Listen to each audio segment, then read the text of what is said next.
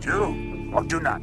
There is no try. What we do in life echoes in eternity. Vida se abre camino. My mom always said life was like a box of chocolates. You never know what you're gonna get. Ya no corras, Macario. ¿Para qué?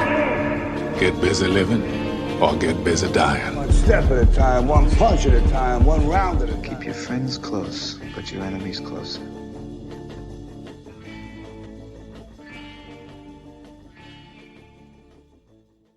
Bienvenidos de regreso a Cinéfilos, nuestro canal divulgativo o de divulgación, o como ustedes le prefieran decir, de cine y filosofía. En este capítulo hablaremos de las películas de Blade Runner, tanto Blade Runner original de 1982 y Blade Runner 2049, que es la más reciente. Bueno, comenzando con Blade Runner de 1982, es una película dirigida por Ridley Scott, un hito del cine neo-noir que toma lugar en un imaginario 2019, donde la ciencia y la tecnología de la corporación Tyrell ha logrado crear réplicas genéticas de los seres humanos, llamadas replicantes. Estos seres son esclavos en las colonias espaciales que han conquistado a los humanos, mientras que en la Tierra son ilegales y cazados por los llamados Blade Runners. Deckard, interpretado por Harrison Ford, es un Blade Runner, a quien le es asignada la misión de eliminar a un grupo de replicantes que han escapado de las colonias hacia la Tierra. Blade Runner 2049, dirigida en el 2017 por Denis Villeneuve, es la secuela del Blade Runner y bueno, esta toma lugar en el 2049, protagonizada por un joven replicante K, interpretado por Ryan Gosling, quien trabaja como Blade Runner, cazando versiones antiguas e ilegales de los replicantes. En una de sus misiones encuentra una tumba con los huesos de una replicante que murió en el parto. Al ser esta información delicada que podría desatar una revolución de replicantes, se ve obligado a continuar con el caso, descubriendo pistas que lo lleven a cuestionar su propia identidad. Y bueno, ustedes, demás miembros de Cinéfilos, ¿cuál es su opinión de estas películas que para mí son magníficas obras de arte? Para ustedes, ¿qué significan? Pues definitivamente clásicos del cine. Parece que Ridley Scott fue en su momento uno de los más grandes genios de la ciencia ficción, ¿no? En general. Y el estilo de cinematografía que usan, muy de neo-noir y demás, y toda esta ambientación con las luces de neón, con escenarios muy oscuros, pero a la vez muy brillantes en algunos aspectos, me parece ya una marca, ¿no? Esto ya lo ves, identificas claramente de qué tipo de película, en qué universo está pasando, que los coches vuelan, no te lo tienen que explicar, que probablemente hay gente en la Luna y en Marte, no te lo tienen que explicar. Y ya solo por el genio de Ridley Scott, ¿no? Por haber hecho estas tomas y estos colores tan marcados. Y a la fecha, tú ves Cyberpunk, el nuevo juego de CD Projekt Red, y tiene los mismos colores, tiene las mismas ideas, ¿no? Entonces, definitivamente es una parte importante de la historia del entretenimiento, ¿no? Deja tú del cine, esto ya... Esta película y esta saga de Blade Runner ha traspasado las barreras del cine, ¿no? Aplica para muchas cosas. Y de alguna manera, pues, la primera película en su momento pasó por tantos cortes y tantas ediciones que ahora es complicado decir cuál es la edición que más nos concierne a nosotros, ¿no? Pero, afortunadamente, llegó 2049 a ponernos por lo menos una pauta, ¿no? Una base. Sin importar cuál sea tu interpretación de la primera película, se puede comprender perfectamente bien la segunda parte. Y eso es lo interesante, ¿no? No importa. ¿Qué más da si Deckard es o no es un replicante? Porque la película no se trata de definirte a través de lo que eres o lo que no eres como físico. Se trata de definirte por lo que haces o no haces. Y creo que ambas películas toman esto de dos perspectivas distintas, ¿no? Por un lado tenemos al villano de la 1, ¿no? Que tiene un trastorno psicológico que llamamos la negación de la muerte, ¿no? Él no quiere morir. Y eso es lo que marca toda la película. Él se rehúsa a morir. Y aún así va a morir, ¿no? Y en la segunda parte tenemos a K, que él no niega la muerte, él afirma la vida, y él quiere garantizar que está vivo, y toda su lucha es por justificar su existencia como algo vivo. Y al final, pues nadie escapa de la muerte, ¿no? Y creo que este juego que tienen las dos narrativas es muy interesante y muy bien hecho, ¿no? A mi particular punto de vista, creo que están muy bien hechas ambas películas, cada una en su ámbito cultural en la que fueron creadas, ¿no? Porque también no podemos comparar la calidad que tenía en aquel entonces Blade Runner, que son los 80s, con la que puede tener ahora una película en el 2017, ¿no? Sí, bueno, pues, ¿qué se puede decir de Blade Runner ya en este momento, ¿no? Ya es una película bastante tocada, bastante acariciada por muchas personas que se dedican a analizar películas y demás, ¿no? Pero ahorita que estaba reviendo las dos películas, sí, la neta, pues entiendes por qué la han tocado tanto, ¿no? O sea, sí es un hito, no solo en la historia del cine, sino en la historia artística de la humanidad, ¿no? Es un parteaguas, la primera película, y la segunda me parece que está en nivel, o sea, se podría considerar un padrino en cuestión de segundas partes, ¿no? Es una segunda parte que no solo retoma los conceptos de la primera, sino que es una historia completamente aparte, ¿no?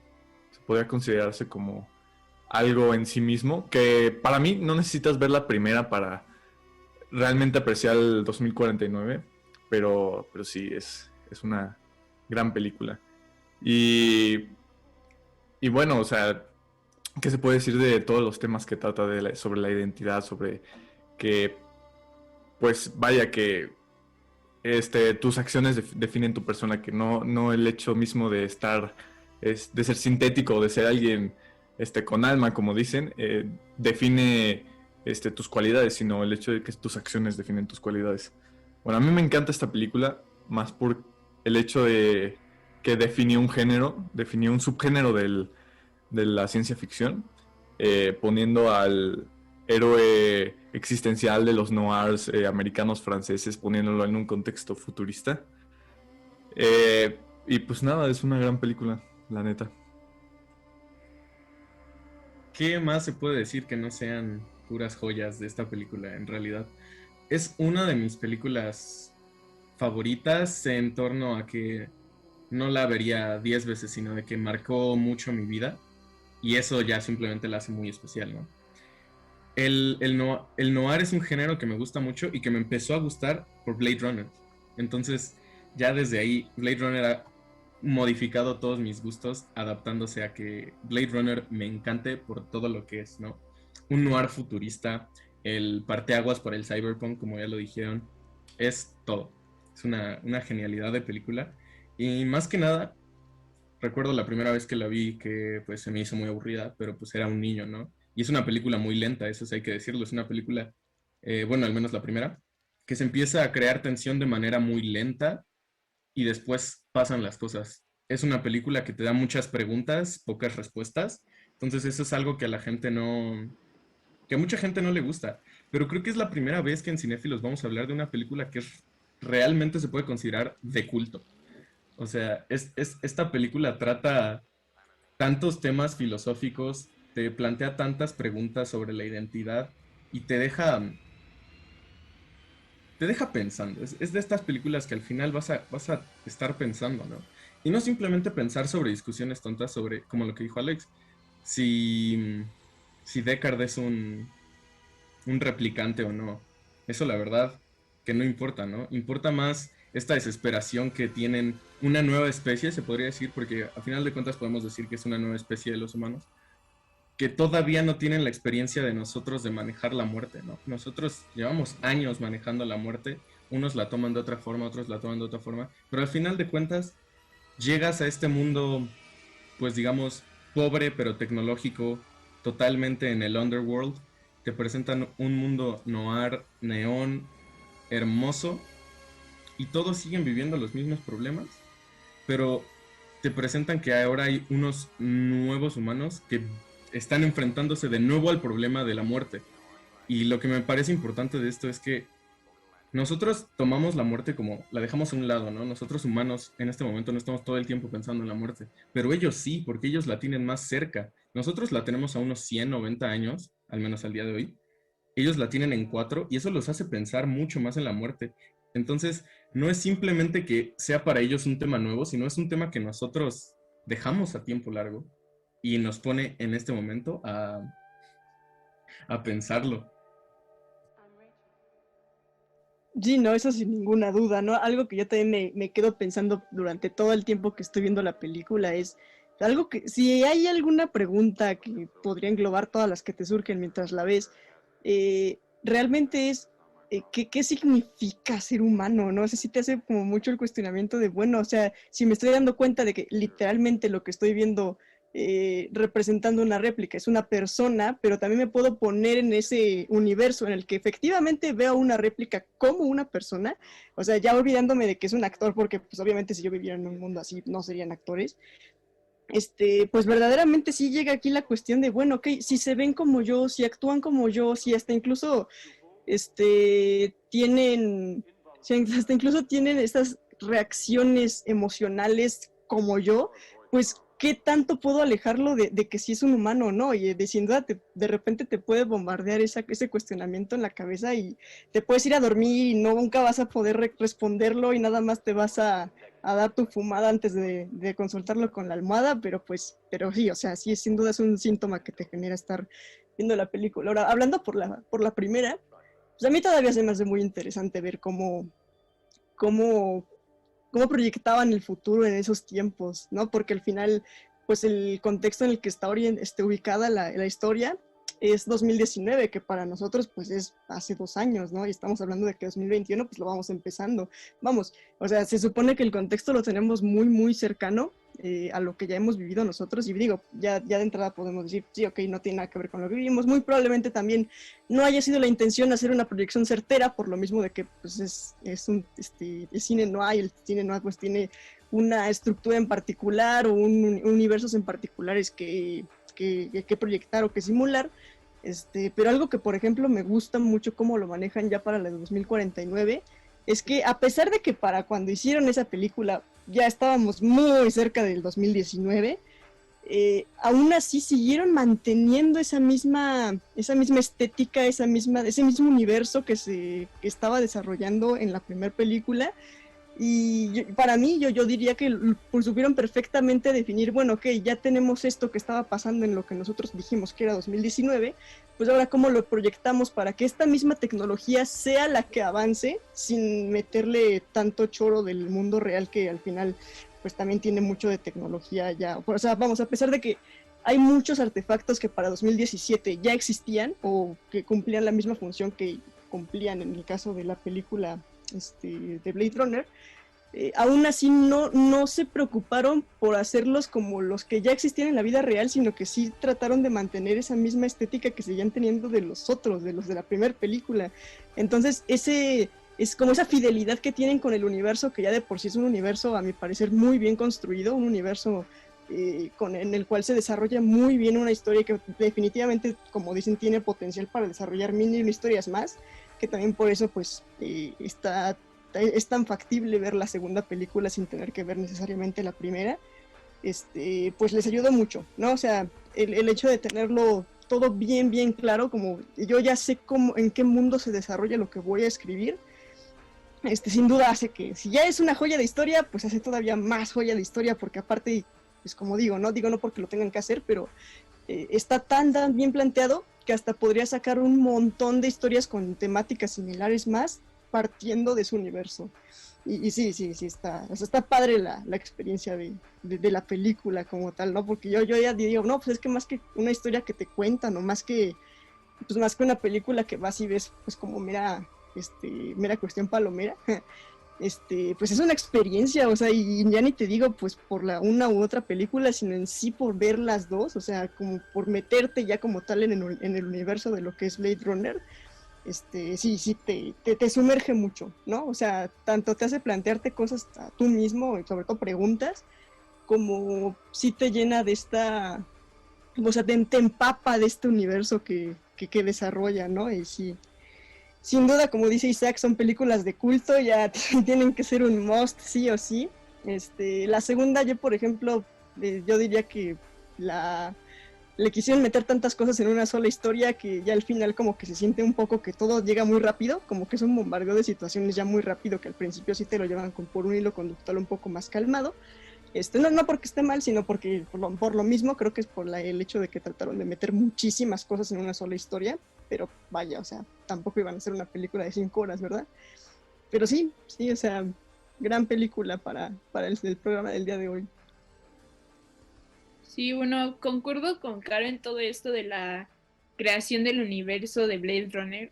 Verdaderamente, o sea, hay 1000 aspectos desde el cual se puede analizar ambas películas en cuanto a, bueno, no solo pues los diálogos, los personajes y los actores y así, sino también desde la iluminación, la cinematografía, el diseño de producción y el diseño sonoro y la música. Y sí, o sea, su tratamiento del futuro, algo que me fascina muchísimo es que no es un tratamiento del futuro que intente ser profeta o predecir, ¿no? Sí, así va a ser el futuro, ¿no? Sino más bien es un tratamiento del futuro más desde un punto de vista metafórico. Y de hecho, en el diseñador de producción de la primera de Blade Runner, bueno, él había dicho, bueno, es que pues lo que queremos dar es la sensación de nuevo, pero a la vez viejo, y queremos crear contrastes entre lo nuevo y lo viejo, ¿no? Entonces, vamos a poner artefactos que simbolicen así como muchísimo progreso, pero al mismo tiempo artefactos que, como un carro carcacha así bien espantoso, máquinas así bien arcaicas, muebles así todos polvorientos, porque al mismo tiempo queremos demostrar que el futuro no es algo anhelable necesariamente, que también es antiprogresista y también está atascado en convenciones del pasado. Entonces, justamente esa idea la retomaron también para la secuela, ¿no? No es tan claro porque sí le echaron mucha modernidad a muchos lados, pero en otros siguen teniendo cosas así como viejísimas. Por ejemplo, pues no sé, al inicio de la de 2049 que va a matar a Zapper, pues uno encuentra ahí que así todo bien moderno y ya está, aquí tiene un traje que lo mete a la atmósfera y tiene su granja de proteínas y todo así bien loco, pero hierve agua en una estufa viejísima que se ve como de los años 60, ¿no? Entonces, siguen conservando esas ideas y esos mismos conceptos, aunque lo apliquen con ideas nuevas. Y lo mismo, o sea, también con la historia y la música. La música también es un tema súper interesante porque pues sí está como que muy difícil igualar la grandeza de lo que hizo Vangelis en la primera, y aún así pues lograron, bueno, Hans Zimmer con el otro señor que no me acuerdo su nombre, lograron hacer música que se sintiera de Blade Runner. Y bueno, a mí me gusta mucho ese score, luego yo lo escucho a solas. Pero sin embargo no copiaron las mismas melodías ni los mismos instrumentos necesariamente.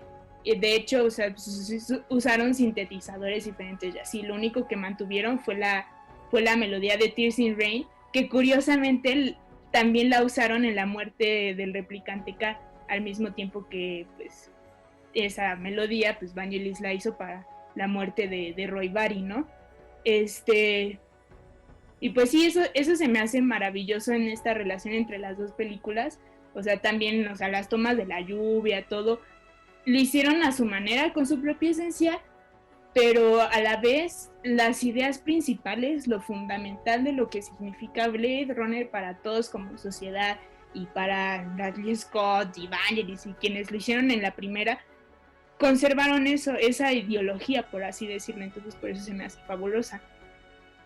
Y bueno, respecto a lo que Aloix y Isaac decían de que hay, o sea, tiene muchas preguntas y a veces como que ni es necesario preguntarnos como si Deckard es replicante o no, pues yo creo que justamente, bueno, quizás la segunda, yo creo que sí peca mucho de sobreexplicar las cosas, pero algo que sí tiene mucho la primera es que deja muchas cosas ambiguas. Y hay muchísimas ambigüedades, no solo como de qué pasó, sino ambigüedades sobre nuestras opiniones sobre los personajes. Yo tengo a veces conflictos con Deckard porque siento que es como muy violento, pero a la vez siento que como que es muy compasivo, no sé cómo decirlo. igual con los replicantes es como, bueno, los entiendo, pero a la vez no los entiendo y así. Entonces hay muchas ambigüedades morales, incluyendo pues esa gran pregunta de la de Descartes, si es humano, si es replicante. Y yo creo que esa pregunta le interesa mucho al público en general, aunque la aborden a veces más como de manera de detallitos de la película y no tanto como una pregunta filosófica, pero ahí está la pregunta filosófica, o sea, ¿qué nos hace humanos o qué nos haría metafóricamente replicantes? ¿Y qué es esta ambigüedad de lo que nosotros determinamos que es humano? Porque el término humano es un término muy ambiguo y tenemos muchos ejemplos a lo largo de la historia de que siempre ha sido un término que nos ha confundido muchísimo, ¿no? Ahí está la famosa parábola que creo que es con Platón y Diógenes, ¿no? Que del pollo o de la gallina, que andaban diciendo que la gallina era un hombre, bueno, que el hombre era un pájaro sin plumas, y entonces agarró una gallina y la desplumó y dijo, ten un hombre. Entonces, corríjanme si estoy mal, la verdad no me acuerdo bien quiénes eran, pero creo que sí eran ellos. Sí, Diógenes y Platón, eran de Diógenes. Sí, y exacto, ¿no? O sea, es eso. O sea, quizás tomamos esa cuestión de que si Descartes es humano replicante de una forma muy literal, pero yo creo que más bien es una pregunta que tenemos que abordarla desde otros lugares, ¿no? Igual lo mismo respecto a la moralidad, que también es algo que marcó muchísimo el género de las dos películas, ¿no? Del neo-noir, del cine negro, que todos los personajes tienen que ser moralmente ambiguos. Entonces, yo creo que ahí radica como el análisis más rico de las dos películas, de intentar buscar dónde está lo más ambiguo, ¿no? También en la segunda, se me olvida el nombre de la chava, de la que es replicante, se viste mucho de blanco y que es la asistente de Wallace. Como que yo me había quedado mucho con la idea de que ella solo quería servir a Wallace, ¿no? Y todo lo que hizo, lo hizo porque Wallace la mandó. Pero en realidad caía la cuenta de que quizás no, o sea, quizás ella también tenía ese sentimiento de que es que yo también quiero ser especial. Y aunque lo oculte detrás de toda mi violencia y sí, de por qué eres así y así, pues en realidad ella también tenía como que sus motivos personales, ¿no? Y nunca lo dicen así tal cual, pero pues sí da mucho hincapié a que podría ser eso. Sí, ahorita esta cara me escribió, se nota al final cuando dice soy el mejor ángel. Sí, exacto, son ese tipo de cosas, ¿no? Entonces, diálogos ahí medio ambiguos como, ¿qué quiere decir? No, igual al final de la primera de Blade Runner está el Gav, se llama, le dice, ¿no? Pues lástima que se va a morir, pero pues todos morimos, ¿no? Entonces, pues ahí hay como que muchas pistas, pero son pistas que se pueden interpretar de muchas maneras y por eso pienso que son películas muy ricas, porque a todos nos permiten pensar y dar nuestra opinión respecto a preguntas pues milenarias, perdón. Definitivamente la pregunta central de ambas películas es ¿qué significa esto de ser humano, no? Diferente a la semana pasada con Taxi Driver, ¿no? Con Taxi Driver la pregunta es ¿quién soy? Ya siendo humano, ¿cómo me voy a definir dentro de esta urbe que puede ser Nueva York? En esta película te preguntan ¿cómo te defines en una urbe en la que hay muchas cosas vivas? Y definitivamente la arrogancia humana nos ha dado respuestas del calibre de ¿es el animal que piensa? Hasta él es una gallina sin plumas, ¿no? Por eso parte de la arrogancia humana de quererse autodefinir, ¿no? De partir de la diferencia. Y por eso es tan bueno el personaje de K. Porque K no quiere definirse a través de la diferencia, quiere definirse a través de las similitudes. Él quiere encontrar algo en común con la humanidad. Y en su debraye lo común es haber nacido, ¿no? Haber sido parido. Y eso me parece muy bello, ¿no? Es una forma de contarte una historia que a la larga resulta que es falsa. Pero cualquier definición que tengas tú de ti mismo es falsa, porque viene de una cognición limitada de nosotros. Yo no te puedo decir lo que es ser humano y nadie lo va a hacer.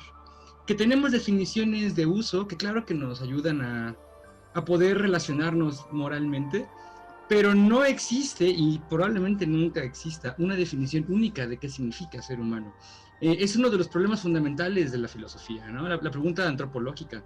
Famosamente Kant escribió 3 libros tratando de explicar lo que era ser humano y no pasó del tercero, ¿no? Es difícil, ¿no? Es una pregunta que abarca todo lo que tú puedes conocer del mundo. Y de esta manera creo que Blade Runner es una buena parábola para este problema. Y Blade Runner tampoco se aventura a dar una respuesta, ¿no? La riqueza es justo lo que se echaron. La ambigüedad de los personajes, tanto en su moralidad como en su definición, me parece que es muy rica para la misma narrativa que te propone. No te quiere explicar qué significa ser humano a través de esto es, este sí y este no. Quiere borrar esa línea divisoria entre dos opuestos, ¿no? Entre el blanco y el negro. ¿Por qué no puede haber sombras de gris? ¿Por qué no puede haber humanos que son medio perros y quizá humanos que son medio máquinas? ¿Por qué no? ¿No? Y eso me parece también muy, no sé si respetable sea la palabra, pero muy interesante de estudiarse en ese sentido. Bueno, para mí, la forma que yo asimilé la pregunta de qué significa ser humano a través de la película fue por el hecho de tener emociones. Porque, bueno, o sea, desde las pruebas que hacen los Blade Runners hacia los replicantes, para poder captar sus respuestas emocionales, para mí era una respuesta muy clara, ¿no? Y esto se reforzaba más cuando veía que los replicantes tenían respuestas más emocionales que los humanos, ¿no? Los humanos siempre parecían como fríos y calculadores, siempre buscaban pues un fin sin importar los medios. En cambio, los replicantes siempre eran pues seres que tenían una emocionalidad, no sé si es así una palabra, pero más fuerte, ¿no? Ellos sí se detenían a apreciar momentos de belleza en la naturaleza, si le podría llamarse naturaleza, pero en el contexto en el que estaban. Eran los que eran capaces o sea, eran capaces de llevar una relación amorosa incluso. Y para mí el momento más definitivo de mostrar la humanidad de los replicantes era en la primera película, cuando este replicante de pelo blanco, no me acuerdo su nombre, perdón Sharon, pero pues empezaba a recitar un muy bonito verso, que de hecho está en nuestro outro.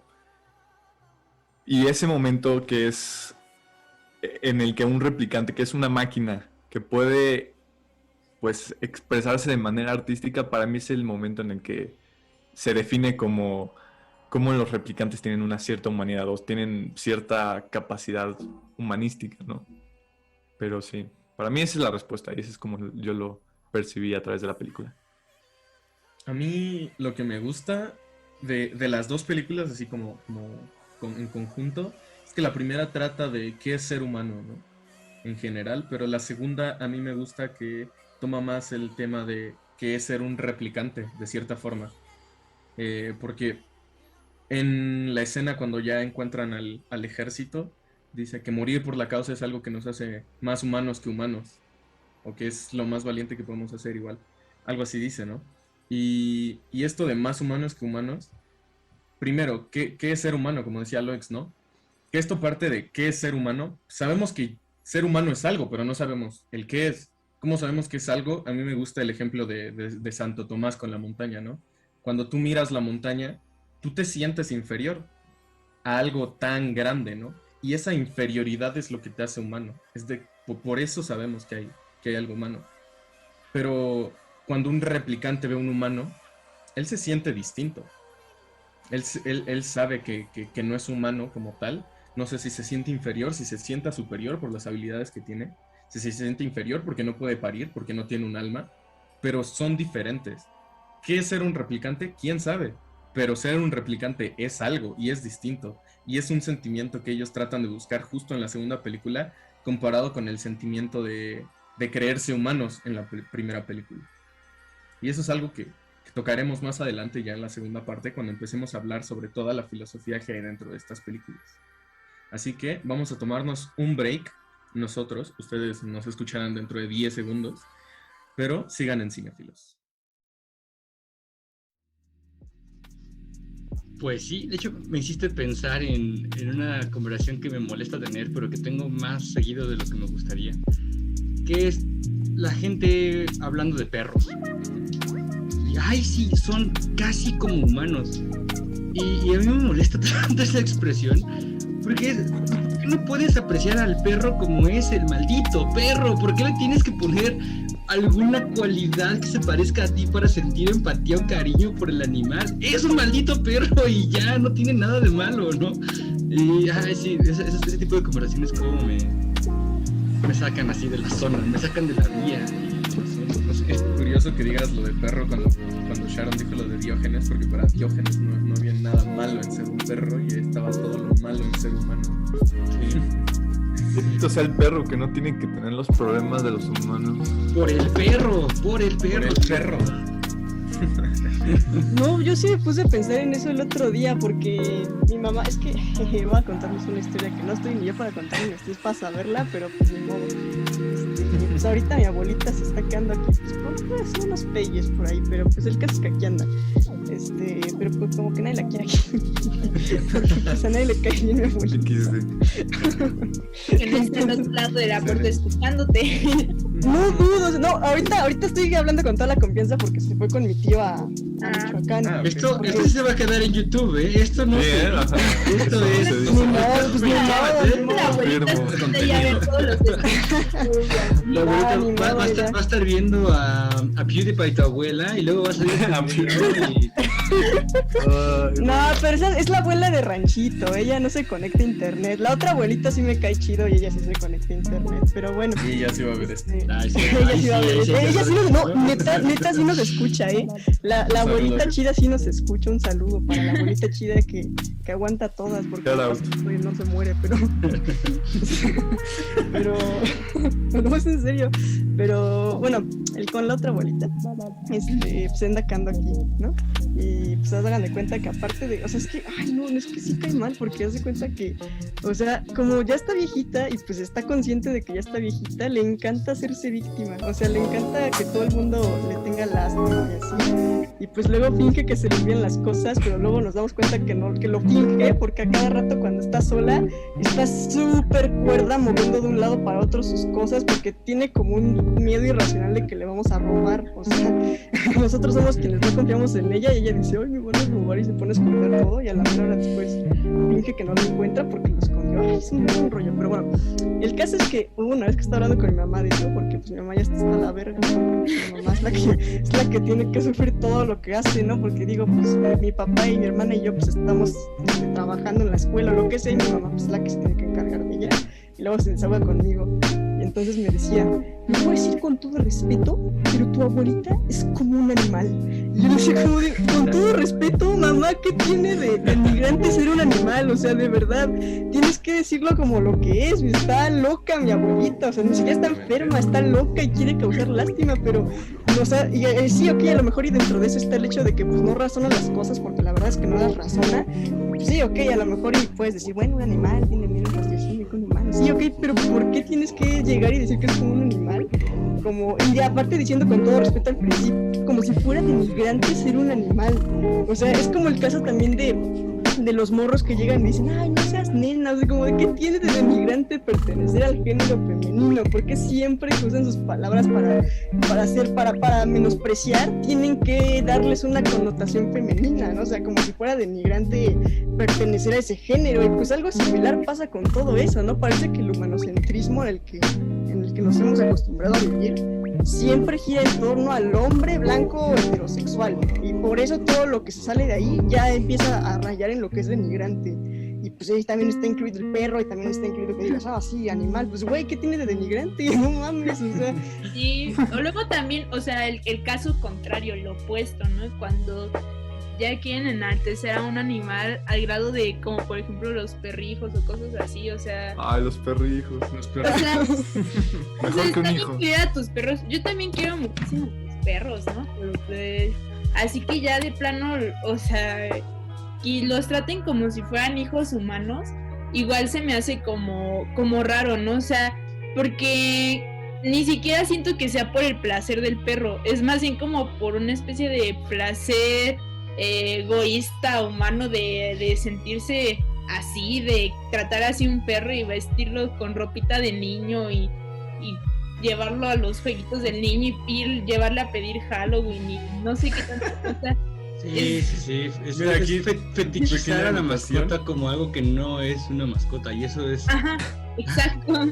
Cuando Marx escribe eso, por cierto, cuando Marx escribe la fetichización de los productos, él no sabía que estaba describiendo el fenómeno cultural de hacer a tus mascotas hijos. Y aplica exactamente igual. Pero mira, si a mí un perro llega y me pide Halloween en un traje, yo le doy todos mis dulces. Hasta eso tengo que decirlo. Yo le tomaría foto, pero me burlaría, ¿no? ¿Qué pedo? Yo estaría como de, qué chido. Bueno, depende de qué tan bien estés ahí, ¿no? Pero qué tan bonito está el perro. Pero no lo es que sí, es como, qué bonito, ¿no? Pero pues ya así como que hacerlo. Pero chécate. Y empezarla, o sea, ponerte a meditar como qué estás haciendo tratando a un perro como un hijo. O sea, y cuando ya le empiezas como a filosofar más, sí se me hace como que medio aberrante. Pero qué tal que el niño disfrazó al perro y su perro es su mejor amigo. Yo no creo que haya ningún problema en decir que eres mejor amigo de una planta o de tu PlayStation. Yo no creo que haya un problema ahí. O sea, la planta es una planta y es como que la planta diga, ¿sí? Ay, sí, qué feliz soy usando este vestido. O sea, a la planta le vale verga. O sea, y el perro realmente tampoco, ¿no? Porque el perro le incomoda. El perro no experimenta el mundo igual que tú. Y hasta donde sé, porque no hablo perro, el perro no siente las mismas emociones que yo. A lo mejor las siente infinitamente más y por eso bailan cada que me ven llegar, ¿no? O sea, la verdad es que me queda claro que compartimos cosas del mundo y por eso podemos convivir, pero por supuesto que no compartimos todo, ¿no? No como los replicantes. Los replicantes claramente comparten más cosas del mundo con los humanos que con los perros. Y aún así sufren de esta fetichización que ellos mismos se han generado. Porque aparte, ¿por qué queremos fetichizar a los perros? Porque Disney te pone perros que hablan. Y entonces en tu cabeza el perro tiene una personalidad y a tu perro le gustan cosas y a tu perro no le gustan otras, ¿no? Y eso es una ilusión. Eso no es una ilusión porque los perros sí tienen gusto. Los replicantes, ¿eh? Sí tienes, pero no más en sí. Pero no el que tú te imaginas. No como nosotros tenemos. Exactamente. Porque a Luisa, por ejemplo, le doy una salchicha y obviamente le va a gustar. Pero le doy sus croquetas y ya no le gustan y las manda a la chingada. Sí tienen gusto, pero no como tú. No como nosotros. Sí, no, o sea, yo lo he visto porque mi perrita, por ejemplo, o sea, es más feliz jugando con una pinche cuerda que te encontraste y se la aventaste y de repente la agarró, que si vas y le compras un juguete así súper sofisticado de estos que hasta dicen, ¡ay, sí, que avalado por expertos veterinarios que dicen que psicológicamente esta sensación es de sentir más placer! O sea, güey, qué jalada, no mames, o sea, mi perrita es más feliz sabiendo que agarró una cuerda que no tenía dueño y de repente se la apropió a que de repente llegues tú con su juguete que está avalado por veterinarios expertos. O sea, esos ni los pela, qué pedo. Eso solo les gusta morder. No, luego ni eso, luego nada más los arrumban ahí como si fueran parte de las cosas que tienes en tu colección, como de las cosas que tú tienes tú como persona desordenada en el patio, ahí lo toman como una cosa más de esas, ya ni lo pelan. Bueno, y es que aparte a un perro es bien fácil asignarle rasgos humanos, ¿no? A un perro es muy sencillo asignarle una personalidad y asignarle un rol dentro de la casa, pero a ver a este amigo de una araña, ¿no? O a ver a este... Dime qué le gusta a la gallina, ¿no? Y te saca a pasear a tu gallina a pedir dulces, ¿no? Es más difícil. El pato con tenis en el metro. El pato con tenis. No, sí es un hecho que pues, la simbiosis es real, pero pues de allá de eso a querer decir que son como seres humanos de otra forma, pues no, ¿verdad? Y es justo eso, ¿no? Una persona, yo no creo que haya ningún problema en amar a un perro. Cuando lo amas como el perro, cuando lo amas como un perro, sí. De hecho, es hasta triste que lo trates de amar como humano, ¿no? Porque entonces estás simplemente compensando y no viendo al perro como lo que es en realidad. Exacto, sí. Y aparte el perro, pues, tiene cosas de perro y por supuesto que no es un humano y tiene un límite cognitivo distinto al nuestro. Igual y superior, pero distinto.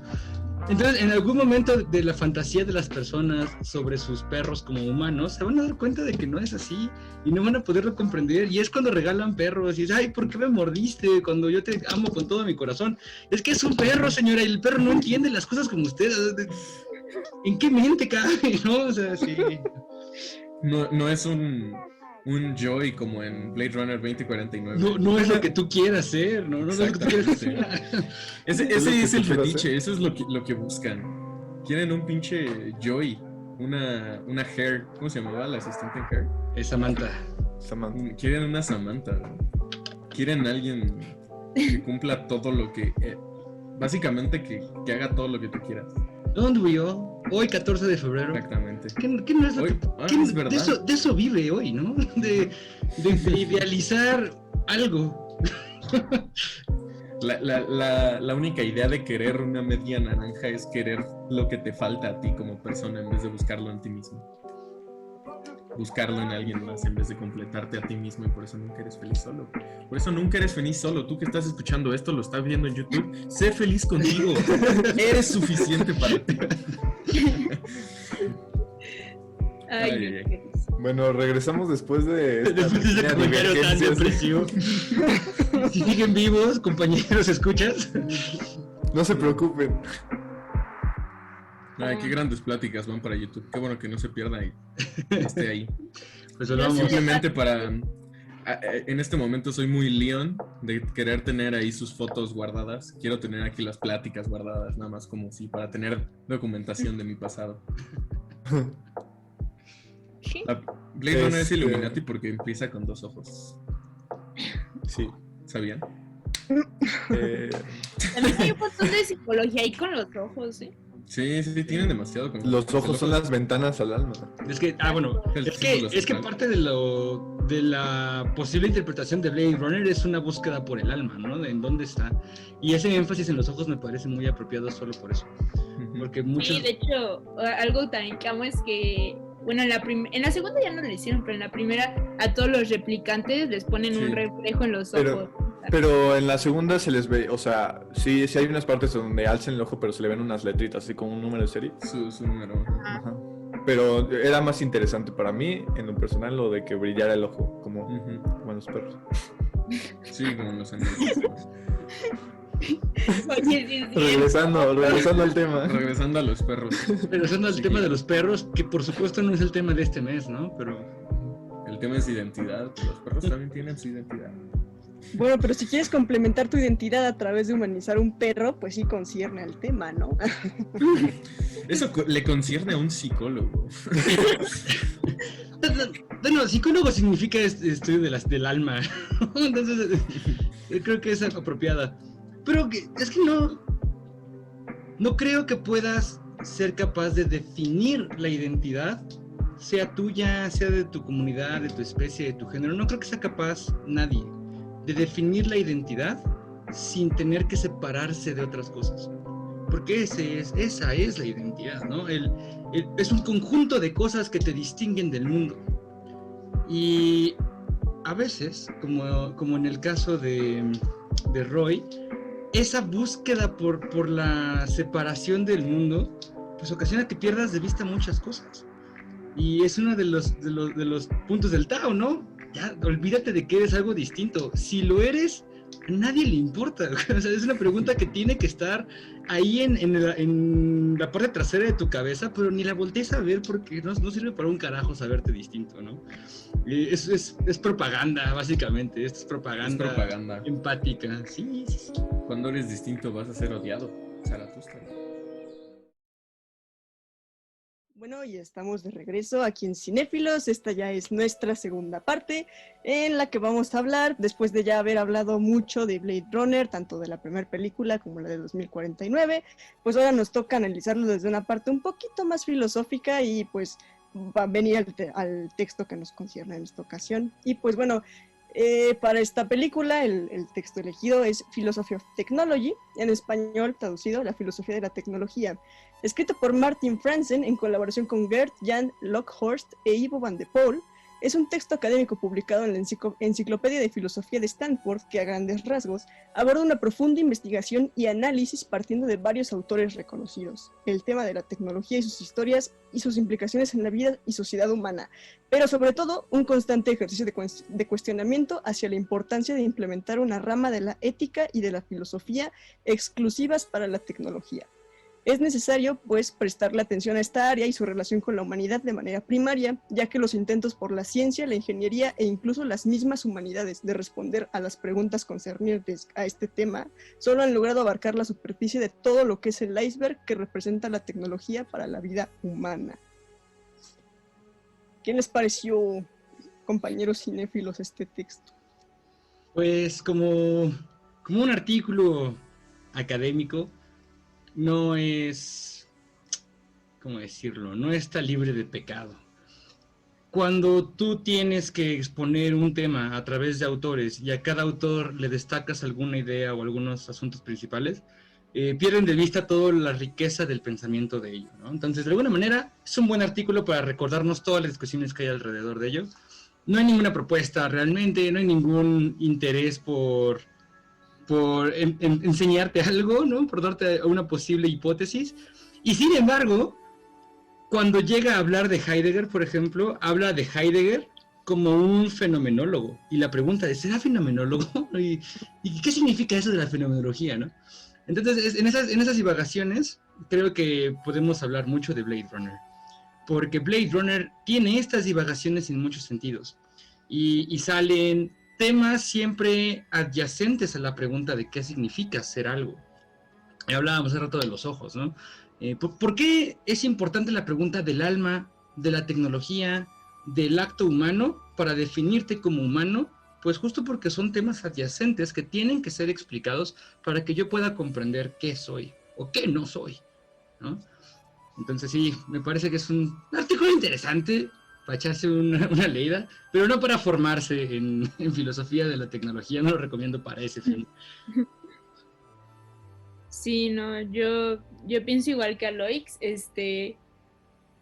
pues yo no me he metido mucho a cosas así como de la filosofía de la tecnología y esas cosas, pero pues sí, como que ese artículo es muy introductorio y muy general, como de, bueno, esto es la filosofía de la tecnología y existen todas estas discusiones y ya, no hay ninguna opinión, a mí no me incitó a tener ninguna postura respecto a alguna de las discusiones sobre la filosofía de la tecnología, pero sin embargo, como persona que no sabía mucho, sí planta esa semilla como de las diversas preguntas que existen alrededor de la tecnología.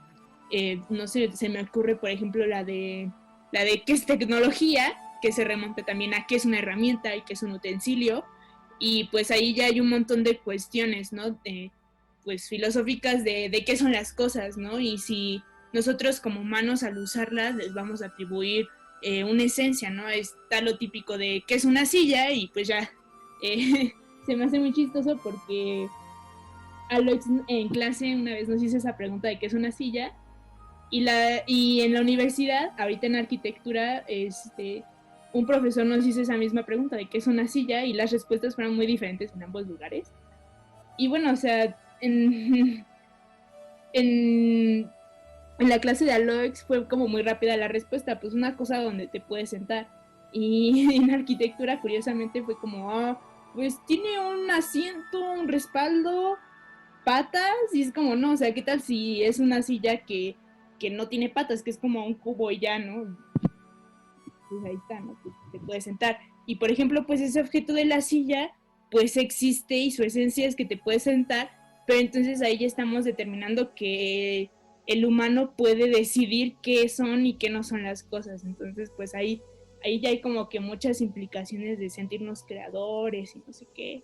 Y bueno, ¿no? Pues ahí está luego la tecnología, de qué es la ciencia, y si está relacionada con la ciencia o no, y bueno, dicen es que es pues hacer cosas para el uso humano, pero al mismo tiempo aplicando la ciencia, ¿no? Y entonces puedo decir, pues entonces yo te puedo decir que una cazuela de barro es un utensilio tecnológico, porque pues se usó un proceso científico de de muchísimos años, a través de generaciones, de qué materiales sí eran buenos para cocer comida y que resistían al fuego y cuáles no. Entonces, pues ahí como que hay un montón de argumentos también, y luego pues también está lo de pues si la tecnología es buena o mala o es neutral, y pues ahí ya hay opiniones, ¿no? Y bueno, ahí mi opinión es que que no puede ser neutral si decimos que la tecnología la hizo el hombre, porque el hombre no puede ser neutral. Bueno, entonces eso. Pero bueno, ¿no? Pues más bien, pues sí, solo es como una gran introducción. Las opiniones ya dependen muchísimo de cada quien. El tema que sacas a relucir de justo eso, el humano es capaz de categorizar. Es una de sus capacidades más evidentes, ¿no? Pero justo no podríamos definirnos solo por eso. Y ahí es donde está el asunto, ¿no? Y me pareció muy buena pregunta y muy bien formulada. Esa es la pregunta que ha regido todo este mes de películas de cinéfilos. Yo quiero decir algo sobre la tecnología, ¿no? Y sobre el artículo en general. El artículo, cuando menciona Heidegger, me parece que no menciona tan a fondo el punto importante sobre Heidegger y su trabajo sobre la tecnología, que a final de cuentas Heidegger tiene un ensayo al menos sobre la tecnología en donde nos cuenta que pensar la tecnología en su momento, bueno, cabe recalcar que Heidegger habla desde la Segunda Guerra Mundial, ¿no? Donde claramente se puede ver lo que el avance tecnológico le puede hacer al hombre, lo que le puede hacer a Japón en específico. Entonces Heidegger escribe que tener esta vista que hoy se puede categorizar como tecnopositivismo, que pensar en que la tecnología solo es naturalmente el progreso del hombre, nos va a terminar haciendo que no nos pongamos a evaluar la tecnología y que no pensemos sobre ella. Y esto es muy cierto, porque a día de hoy, toda la sociedad mantiene en general en su mayoría, una vista tecnopositivista. Entonces, pueden anunciar el nuevo dron, ¿no? Y Hollywood lo va a decir, oh, esto es muy bueno porque ayuda a que ya no tengamos que tener un helicóptero para hacer escenas muy caras, ¿no? La gente, los fotógrafos van a decir, oh, un dron, bien. En sí van a haber muchas buenas cosas, ¿no? Pero como en sí, como la mayoría de los avances tecnológicos, el dron viene de lo militar. Todos los avances tecnológicos en sí vienen de un antecesor militar. Y llegó la noticia, ¿no? El año pasado de que un dron no tripulado que mandó a Estados Unidos, mató a un militar en Medio Oriente y se armó un pedo. Y eso es muy cierto. Tenemos que evaluar el impacto que va a tener la tecnología en lo social.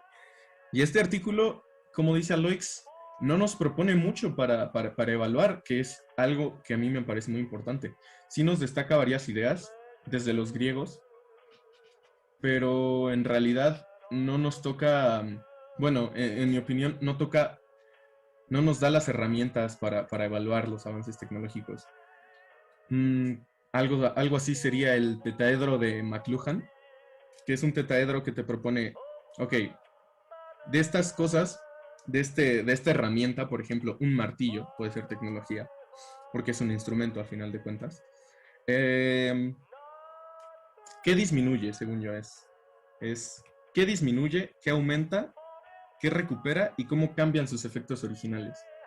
Y si bien esto no llega a evaluar la moralidad, como decía Sharon, digamos, porque un martillo puede usarse para matar a alguien. Y eso, aunque su uso no sea para eso, el martillo tiene esa posibilidad. Y eso hace que las herramientas y que la tecnología en general no sean neutrales. Porque la tecnología es un instrumento y como todo instrumento carga esta causalidad de ¿para qué? ¿Para qué es? Entonces todo se hace con un fin.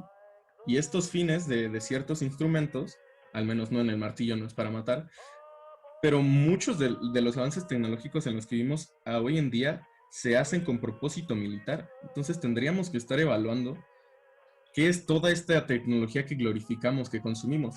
Porque mañana va a ser el primer día donde anuncien un exoesqueleto que sea el primer paso para un autómata. Y si no nosotros como sociedad no estamos evaluando el cambio que puede tener socialmente todos estos avances, vamos a terminar en 2049. Sí, bueno, al igual que ustedes, sí sentí este pequeño texto como una introducción, pero más hacia la pregunta sobre ética en la tecnología, ¿no? Al final de cuentas, creo que esa es la pauta o la pregunta importante a la que nos lleva este texto. Y pues sí, como decías, ¿no? O sea, la tecnología no puede ser neutra, ¿no? Porque es hecha por humanos y los humanos siempre tienen un objetivo, ¿no? Ya sea positivo o negativo, ¿no?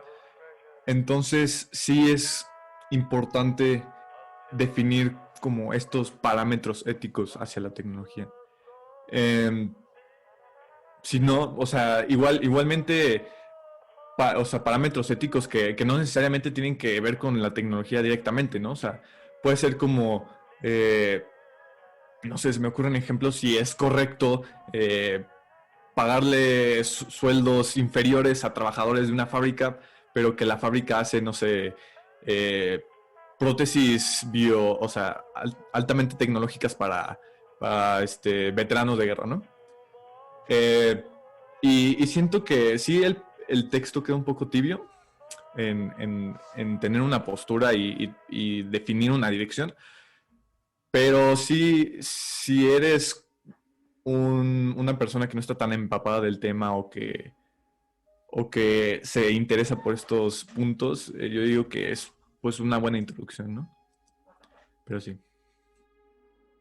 Sí, bueno, creo que ha habido como un consenso entre, bueno, Isaac, Rafa y en parte yo, de que pues la tecnología no puede ser neutral, ¿no? Pero bueno, a la vez también tengo un contraargumento de que, bueno, o sea, mi raciocinio me dice que no puede ser neutral la tecnología porque para que exista la tecnología debe haber alguien que la diseñe, ¿no? Y entonces detrás de todo el diseño pues hay intenciones, ¿no? Porque pues así es, ¿no? O sea, yo lo veo en la universidad, ¿no? O sea, si vas a hacer una casa, pues la diseñas y no la diseñas nada más porque sí. La diseñas con base en razones funcionales, ideológicas, estéticas, de capricho, lo que uno quiera, pero son razones y esas razones pues deben de estar también fundamentadas detrás de un código moral y por lo tanto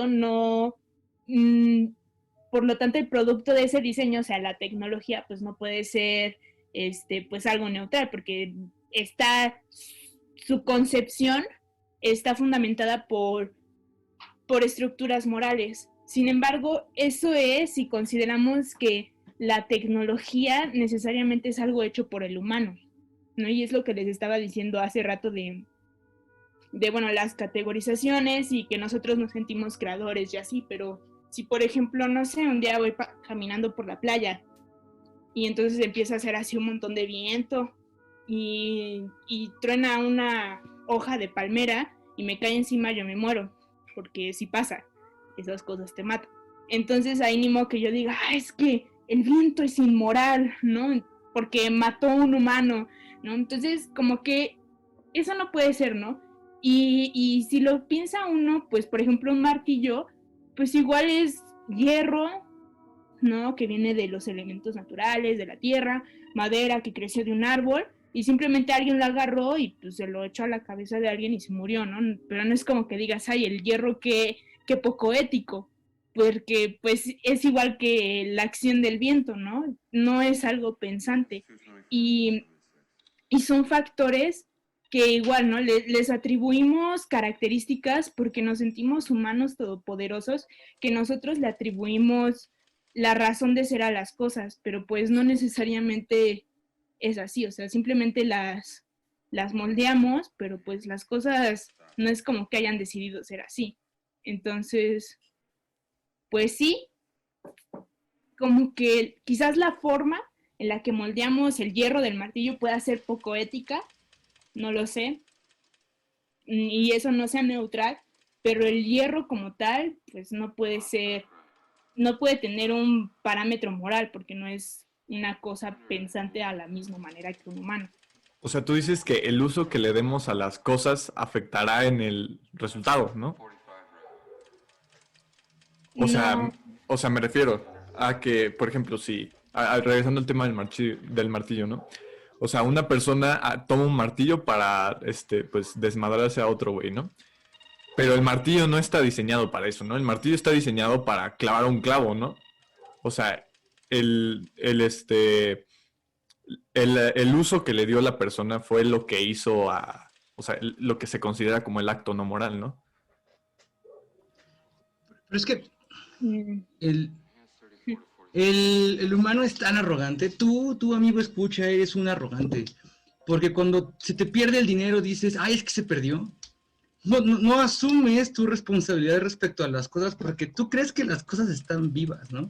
Y ay, se cayó el vidrio. No, el vidrio no se cayó. El vidrio no tiene ninguna decisión en sus actos, ¿no? Ni siquiera es un acto, es un evento en el mundo. Se cayó porque no lo cerraste, no lo pusiste, porque las cosas pasan por ti o por tu círculo inmediato de seres vivos autómatas, ¿no?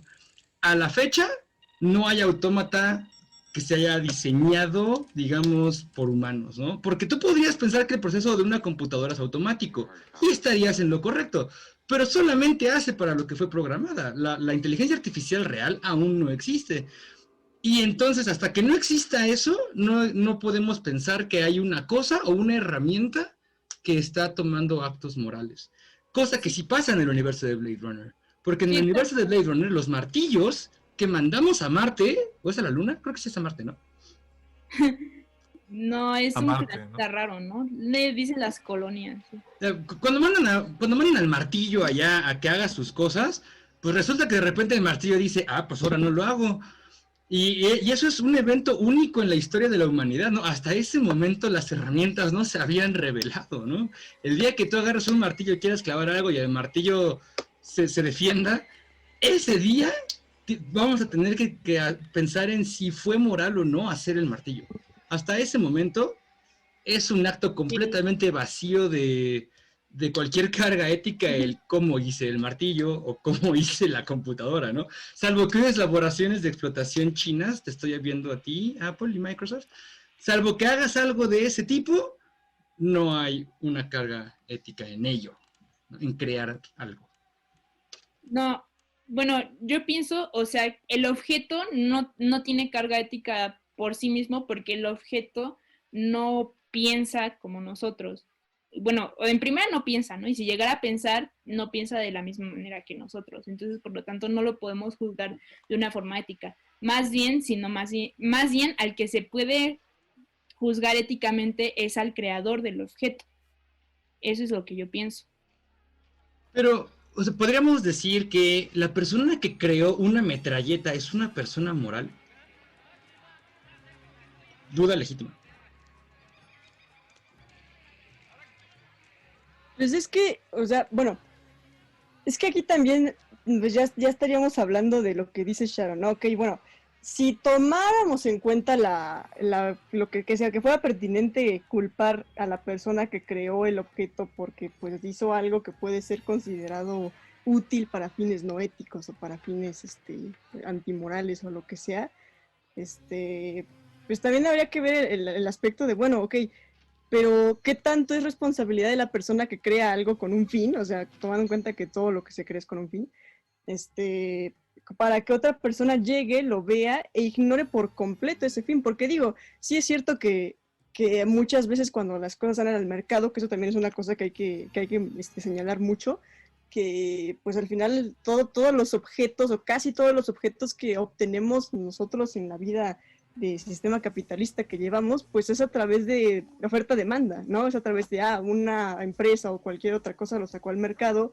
y tú lo obtuviste por medio de comprarlo, ¿no? Casi siempre es así, o sea, digo, sí llega a darse el caso de que uno lo fabrica y lo que sea, pero en el colectivo, o sea, lo más común es que pues lo compres, y más cuando son objetos tan sofisticados, como, bueno, entre comillas sofisticados, como puede llegar a ser una metralleta, como dice Aloix, ¿no? Y pues por lo mismo de que al final pues es una obtención que ya pues queda un poco fuera del control de la persona que lo fabricó, pues al final también, pues en este caso digo, yo creo que incluso la ¿cómo se llama? Las leyes de alguna manera lo ponen un poco simple, ¿no? Si una persona llega y mata a otra persona con un martillo, no van a demandar a la persona que le vendió el martillo, van a demandar a la persona que llegó y usó el martillo para golpear a una persona, ¿no? Hablando por eso, igual yo también me ponía a pensar en lo que decía Sharon de, bueno, ok, si te cae encima una palmera y te descalabras y te mueres, pues ni modo culpar al viento de que es inmoral, ¿no? Sí, ok, y también se puede llegar a dar ese tipo de accidentalidades con los objetos que creamos. Digo, si, o por ejemplo, si dejas un martillo en el piso, pues obviamente va a ser culpa de quien lo dejó y etcétera, etcétera, pero vaya, o sea, igual pueden estar sujetos a cierto tipo de accidentes, como por ejemplo en un terremoto, ¿no? No puedes llegar y, digo, bueno, no hay casos muy de excepciones, como Texas AM, pero pues, vamos, en la mayoría de los casos no llegas y culpas al arquitecto, generalmente son situaciones que se salen completamente de la intención de cualquier otra persona, y la accidentalidad de esa situación pues fue lo que llevó a poner a tal persona en cierta situación que la mató, ¿no? Pero ya hablando más como por la parte, es que Alex me robó justamente eso que iba a decir yo, o sea, para la parte de Blade Runner, sí, exacto, efectivamente, ahí la cuestión ya llega a ser mucho más compleja, porque ya no es el hecho de que el martillo llegó y mató a alguien porque una persona lo usó para matar o porque el martillo estaba en un lugar que casualmente lo tiró el viento, qué sé yo,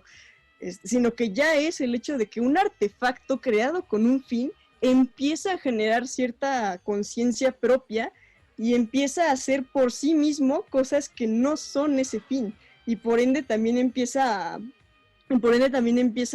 a atentar contra el creador, ¿no? Que en este caso es la humanidad.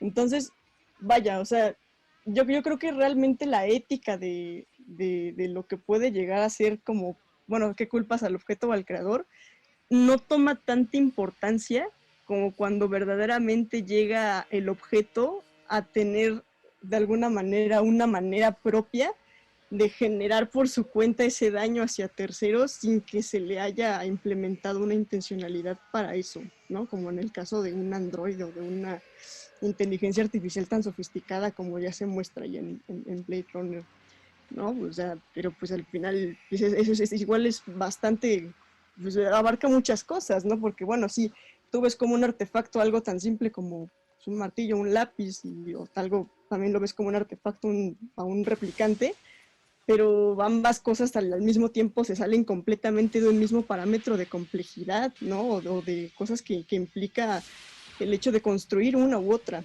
¿no? Entonces, pues sí, o sea, a lo mejor incluso habría ahí también que ver, bueno, ok, pero hay que clasificar qué tipos de artefacto ameritan qué tipo de sanciones para el creador o qué tipo de sanciones para el artefacto incluso, ¿no? Sí, bueno, pues, o sea, yo tengo que disentir en algunas cosas.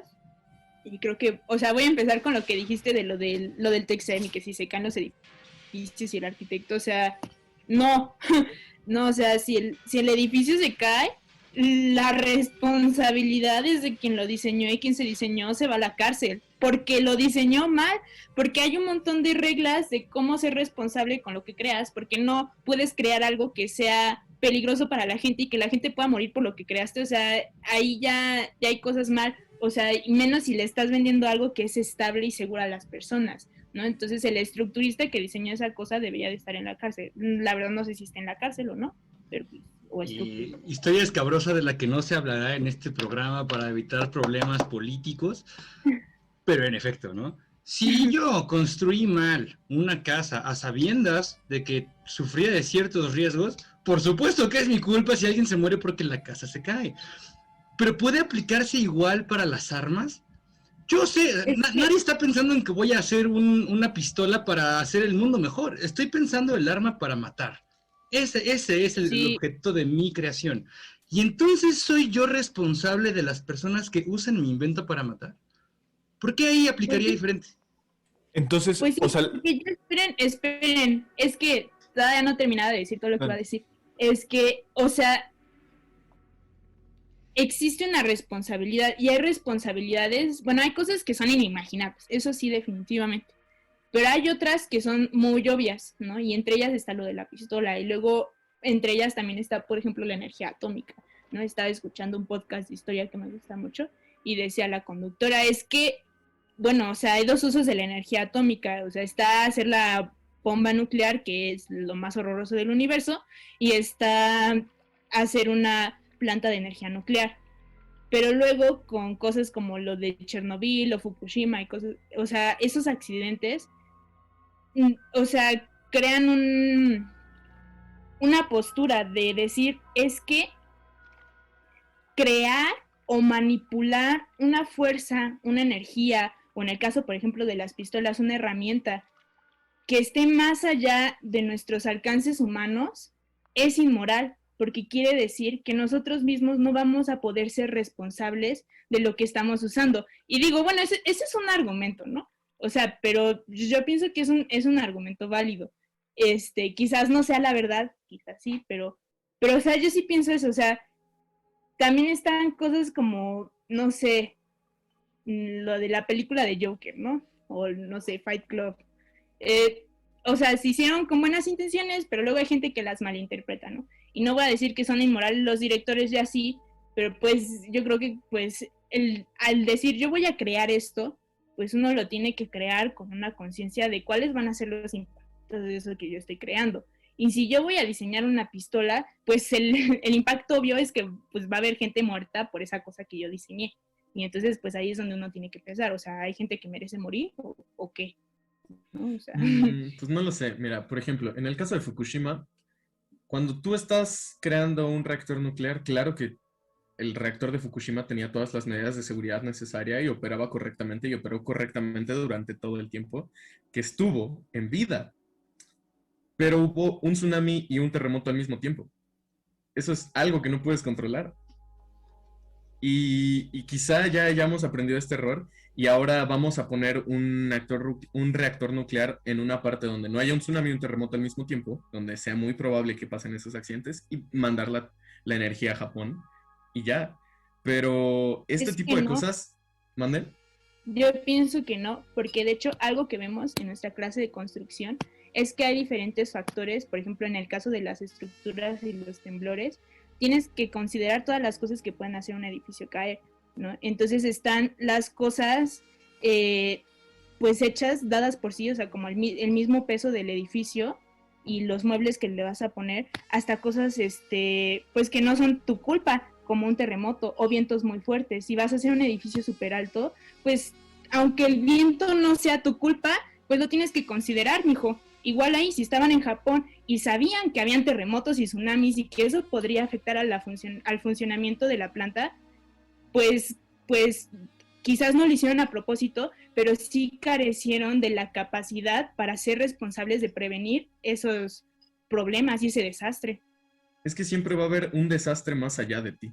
No podemos pensar en la infinidad.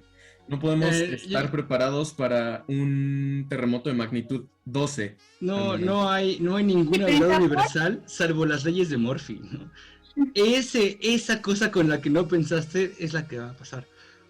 Sí, y más, o sea, si vives en Japón, pues eres consciente que va a haber un tsunami o un terremoto en algún momento. O sea, igual si yo voy a diseñar un edificio en México, pues obvio que voy a considerar que hay terremotos porque sé que es un lugar donde los terremotos son frecuentes. Todavía dije, ¿sabes que cayó un asteroide sobre la planta? Dices, bueno, ¿no? Pero pues en un lugar que esté en el cinturón de fuego y que es súper habitual que esas cosas sucedan, pues ¿por qué no las tomaron en cuenta? Pero por supuesto que las tomaron en cuenta. Pero es que seguro, ¿no? Las tomaron en cuenta. Exactamente. O sea, sí, seguro, es que aquí seguro también había medidas para ello, solamente que se desbordó la capacidad de esas medidas con los eventos que acontecieron. O sea, sí, por pienso supuesto. que si las hubieran tomado en cuenta de la manera suficientemente seria, pues no lo hubieran construido ahí y ya. No, es que aquí también tienes que Es un considerar. reactor nuclear. sí, es como decir que si hubieran tomado en cuenta a los habitantes de Japón que Godzilla podía salir en cualquier momento, no les hubiera pasado nada. Pues sí, No. pero hay un límite a lo que puedes y no puedes controlar. Y por más cuidado que tengas, va a haber circunstancias que, pues, a lo mejor sí hiciste todas las medidas precautoras necesarias y no funcionaron. O sea, eso es posible. No, o sea, es que en Japón no es como, o sea, un temblor y un tsunami no es lo mismo que salga Godzilla del mar. O sea, tienen que aceptar eso. Es un hecho que sucede. Y si Y si el hecho de que van a suceder estas cosas que no podemos prevenir, por mucho que tomemos las medidas de seguridad, pues entonces se tiene que tomar la medida de seguridad de no construir una planta nuclear que le afectan los tsunamis y los terremotos en un lugar donde hay tsunamis y terremotos. Sí, pero mira, ok, dos cosas. Una, creo que a lo mejor no dejé muy claro hace rato que dije, en muchos casos sí efectivamente es culpa de la persona que construye o que diseña, porque efectivamente hay un montón de cosas que están simplemente mal hechas y que efectivamente no tomaron en cuenta todo lo que tenían que haber tomado en cuenta, como digo que no nos vamos a meter en cosas a lo mejor ya tan específicas como lo que mencionamos hace rato de ejemplo, pero sí, y yo nunca lo negué, yo nunca dije, no, sí, es que siempre que se cae un edificio por un terremoto es culpa de la naturaleza. No, hay muchísimos casos en los que la gente que lo construye es la culpable, ¿no? Ya sea por una falla de diseño, por materiales baratos o lo que sea, pero sí, hay muchos casos. Pero lo que dice Isaac Aluix también es muy cierto. Hay muchos casos en los que la naturaleza simplemente te sobrepasa, y el hecho de querer sentir que uno como ser humano es responsable de que la naturaleza lo sobrepase, pues es una manera, a mi parecer, un poco pues egoísta o egocentrista de verlo, ¿no? Porque es una manera más de decir, no, pues el ser humano tiene que ser capaz de ponerse por encima incluso de esas cosas que sabemos que nos superan, como es, por supuesto, todo lo que llega ya de cuestiones de desastre natural, como puede ser un terremoto, una inundación o cualquiera de esos, que al final, por más que ya tengas bien medidito que pueden haber terremotos de 8.5 grados aquí en la Ciudad de México, siempre existe la posibilidad de que sea más fuerte o de que sea como el caso del 17, por ejemplo, ¿no? De que al final no fue solamente uno, sino que llegó un sismo después de otro y generó ahí un movimiento tectónico bastante inusual. Ahora, esa es una, ¿no? Y por supuesto que sí hay que tomar en cuenta todo lo que puede pasar, pero, y realmente mi punto aquí es, también hay que tomar en cuenta que una sociedad, o sea, ya una ciudad que está asentada en un cierto lugar, tiene ciertas demandas, o sea, y al final, lo que yo decía al inicio, ¿no? El mundo de alguna manera se mueve por medio de oferta y demanda. Y por ejemplo, si tú estás en la Ciudad de México y las personas que viven ahí siguen demandando que se construyan nuevas asentamientos de viviendas, y aunque sean departamentos con edificios súper altos, porque simplemente el espacio geográfico ya no da para hacer más casas, pues ahí tienes que empezar a definir a qué le das prioridad, si a la ¿cómo se dice? Al bien común para las personas, para que no sigan llegando y aglomerándose en viviendas todas, pues la verdad es que pues mal organizadas en ciertos lugares, o si simplemente llegas y atiendes a toda la gente que llega y dice, ¿sabes qué? Yo quiero rentar un departamento en la Ciudad de México.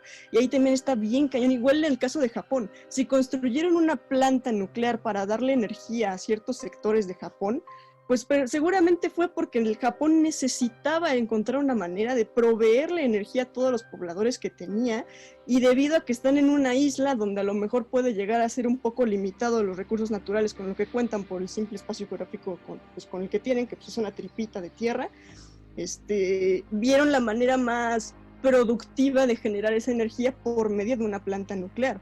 Entonces también ahí tienen que empezar a balancearse, bueno, sí, ok, esto corre el riesgo de que pase tal, pero si no lo hago, a lo mejor no le voy a satisfacer las necesidades que las personas que viven en este lugar me demandan por completo, ¿no? Llámese energía, llámese viviendas, llámese cualquier otra cosa. Entonces también a veces no es tanto el problema de que la persona lo que lo diseñó a lo mejor no lo planteó bien, sino que todas las demás que estaban implicadas en la instalación de ese edificio o de esa planta nuclear estuvieron presión y presión. Es que tiene que dar este tipo de funcionalidad, porque si no, no va a abastecer todas las necesidades que yo quiero cubrir con base a las demandas que tienen las personas que viven aquí. O sea, sí, no, a lo mejor no es tan fácil como simplemente echarle la culpa al diseñador o al que lo construye. Sí son cosas que implican más cosas. Bueno, pero entonces en ese caso lo que tú estás diciendo, que no siempre es la culpa del diseñador, pues ahí está la directora del Repsamen en la cárcel, porque ella no fue arquitecta y así, sin embargo ella insistió en que se hiciera así, ¿no? Y bueno, todo lo que dijiste ahorita de las plantas nucleares y de tomar una decisión, pues ahí está, o sea, tú misma diste la respuesta, o sea, pues es eso, o sea, ellos asumieron una decisión y todas nuestras decisiones tienen consecuencias, ya sean positivas o negativas, ya sea como nosotros las queramos ver, y pues ahí la consecuencia fue que se murió la gente, hubo radiación y así, igual con los temblores, y pues sí, siempre van a haber cosas que no se puedan ver, pero siempre existe la posibilidad de prever muchísimo más allá, ¿no? Y cuando uno quiere construir algo que dure para siempre, lo va a hacer. Ahí están las pirámides de Egipto, que tienen 5,000 años. Ahí están las pirámides de Teotihuacán, Calakmul, o sea, no, o sea, si uno tiene quiere asumir esa responsabilidad de verdad, pues yo pienso que sí lo puede hacer, más si tiene la capacidad. Y pues si lo influencian a que hagan otras cosas, pues también la culpa la comparten las otras personas. Y bueno, yo no digo que esté mal o que estén bien esas personas. Simplemente digo que pues al tomar una decisión todos merecemos, quizás juzgar es una palabra muy dura, ser evaluados moralmente. Y bueno, en esa nota... supongo que recortaremos algunos de estos fragmentos para nuestro corte final, pero vámonos a un corte y volvemos con la discusión de Blade Runner y filosofía de la tecnología.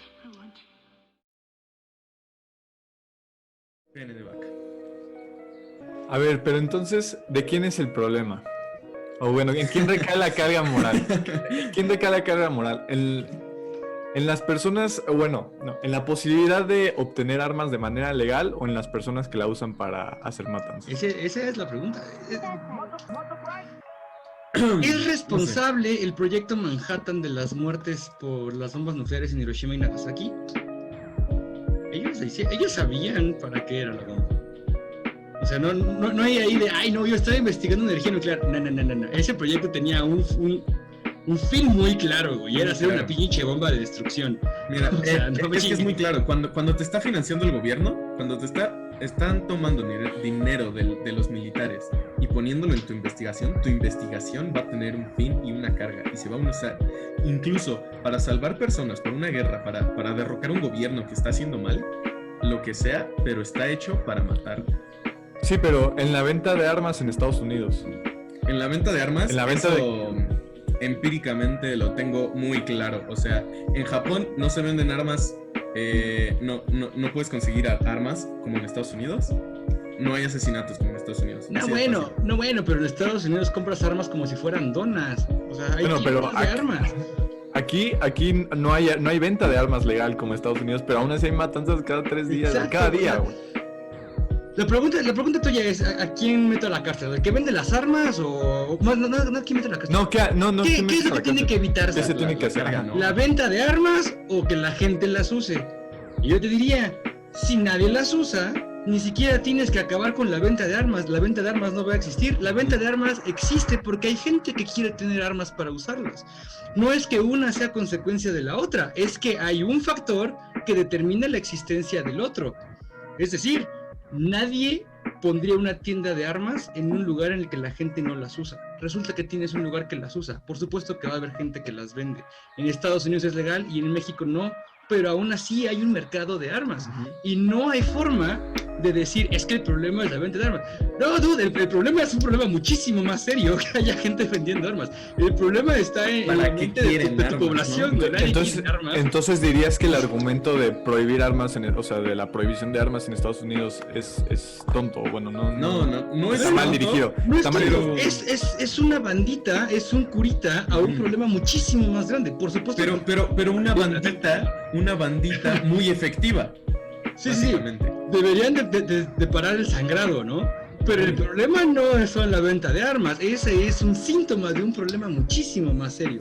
Por supuesto que tienes que atenderlo y por supuesto... Como si te rompes la pierna y te haces un torniquete, pues ahí está, ahí quedó. Pero tienes que ir al doctor para que te enyesen y para que te traten o para que te operen. Para que te corten la pierna.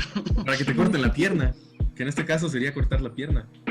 Aquí en la Ciudad de México hubo una campaña de recolecta de armas hace muchísimos años. Y la intención era esa, ¿no? Como vamos a acabar ya con el pinche tráfico de armas. ¿Qué pasó?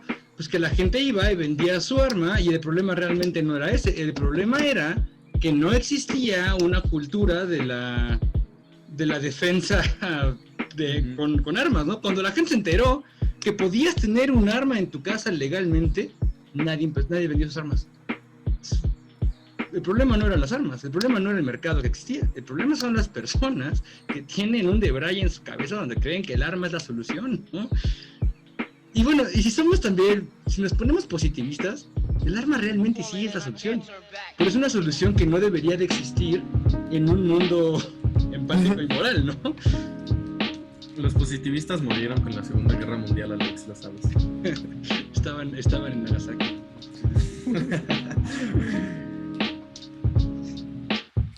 Pero a ver... Bueno, entonces, ¿de quién tiene la culpa, güey? Mira, para empezar el siguiente, güey. Estados Unidos.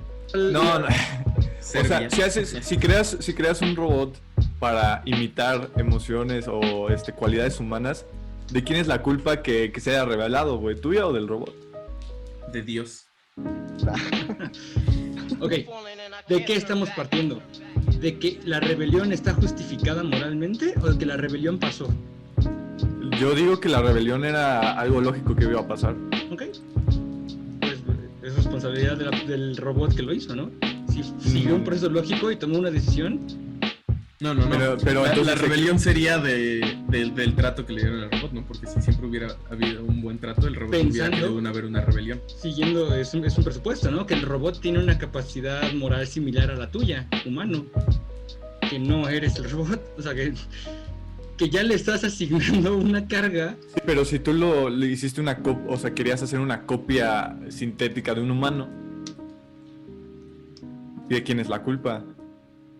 ¿De qué? ¿De que se revele o de que tenga condiciones de trabajo no, o sea, dignas? Si tú programas un robot con características humanas, tales como incluso pueden ser ciertas emociones, y luego los tratas como esclavos, sabiendo incluso que un humano, al tratarlo como esclavo, es una completa falta de respeto y que obviamente pues le generas un montón de problemas en la vida y en el psique y en todo eso, pues yo creo que igual ahí sí recae cierta culpa en la persona que los programó con emociones, ¿no? Porque pues si querían desde un inicio hacer un instrumento de trabajo, pues los hubieran programado sin ninguna capacidad de sentir, ¿no?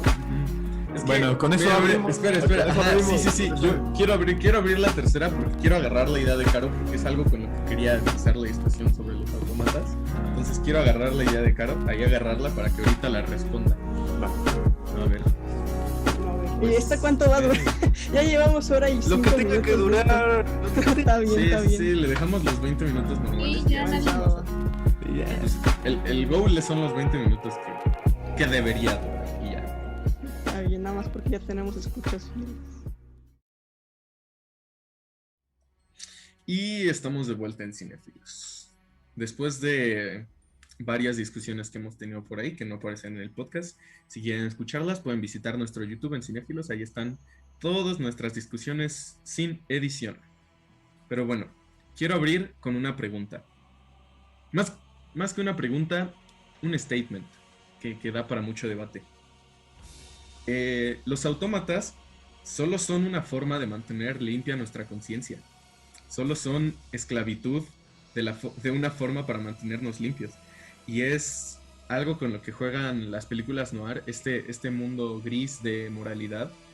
Pero esto también es un mundo gris de moralidad. Esta idea tecnológica de un noir futurista que nos presenta es que los autómatas, hay 3 tipos principalmente.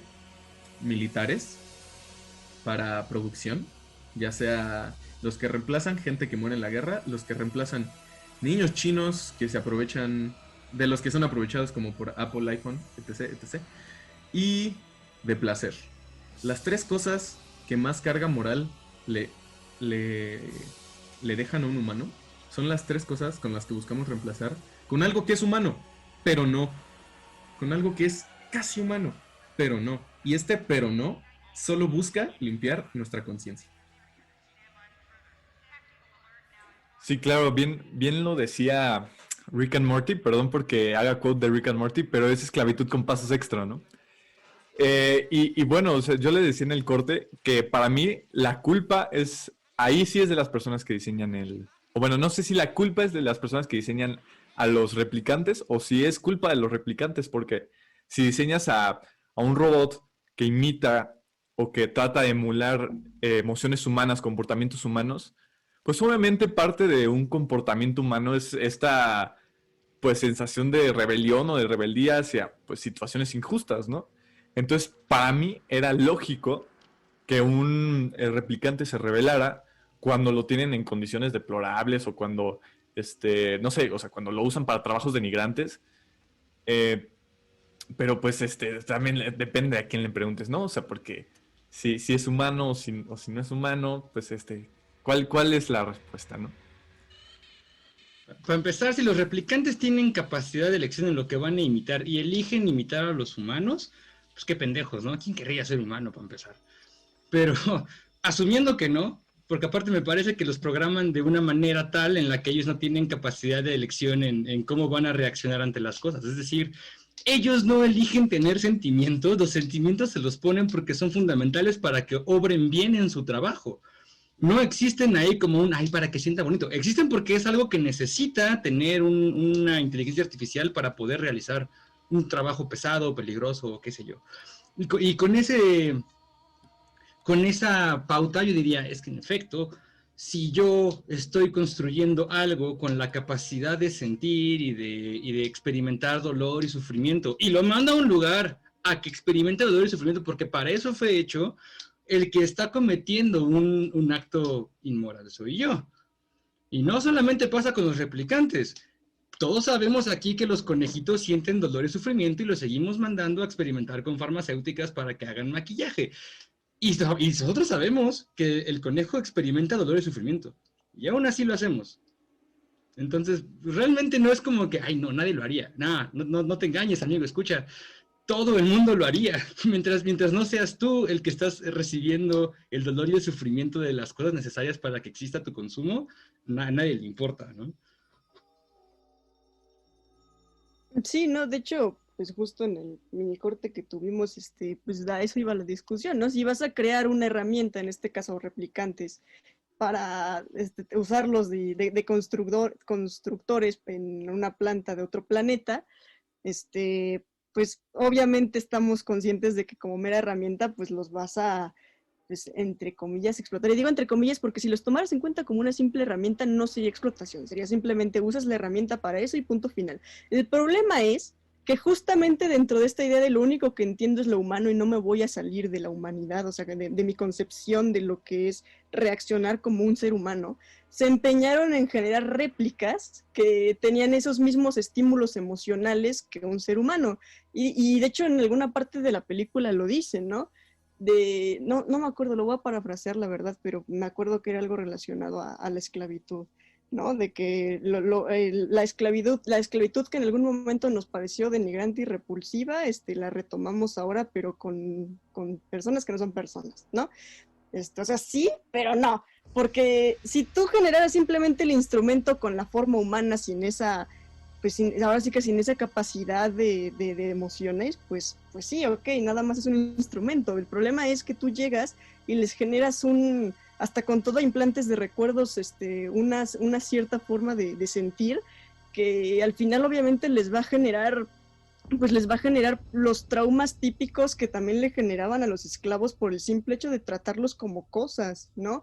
Y pues ahí también ya podrías decir, bueno, pues sí es un problema de la persona que lo diseñó, porque de entrada si sabes que es inmoral tratar a una persona como esclavo porque es una persona, ¿por qué diseñas a algo igual a una persona para tratarla igual que un esclavo, pero te escudas en el hecho de que no nació de un útero, que no se fue creado orgánicamente, vaya, o sea, en el sentido de su mente, pues tú ya le generaste un psique que va a reaccionar de la misma manera que un ser humano, pues lo que decía Rafa, ¿no? Va a estar bien obvio que como tal, pues sí va a llegar un momento en el que les duela, en el que se harten y van a decir hasta aquí, y por supuesto que van a empezar a generarse estos problemas en este caso de replicantes hacia humanos, pues de una repulsión que por supuesto que van a empezar a buscar de eliminar desesperadamente, ¿no? Y pues ¿cuál es la reacción de un replicante? Pues querer erradicar justamente a los humanos porque pues los tratan como cosas, ¿no? Pero pues ahí el problema también viene justamente de, bueno,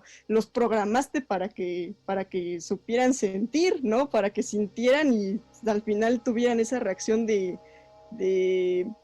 pues de eso, ¿no? De denigre, ¿no? De, me siento mal, me duele, pues no manches, o sea, eso pues, tampoco es muy ético de tu parte llegar y crear un ser para mandarlo a sufrir, ¿no? Entonces no tengan hijos, porque la vida es sufrimiento. No, mentira, pero...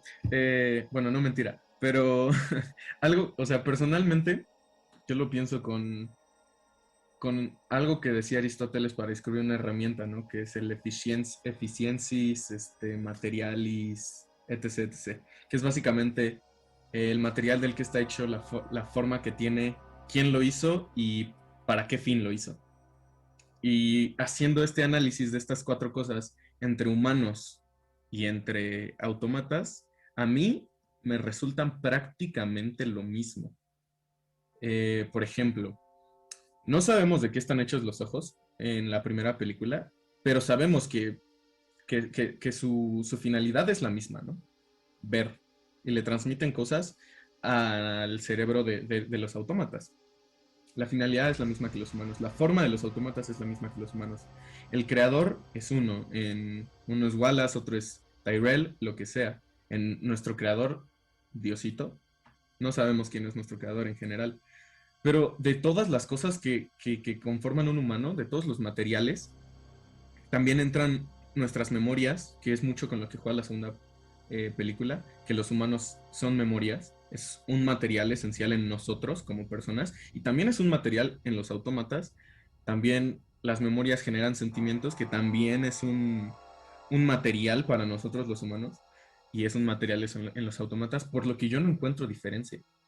O sea, en estos análisis yo no encuentro diferencia entre qué es un humano y qué es un autómata, más que quizá el material, pero no hay información para decir eso. O sea, si tú tocas un autómata, como decían cuando hablan sobre los Nexus 8 y los Nexus 6, que antes era muy difícil reconocerse entre ellos, ¿no? Saber que uno era un autómata. Entonces supongo que si lo tocabas, pensabas, no diferenciabas si era un...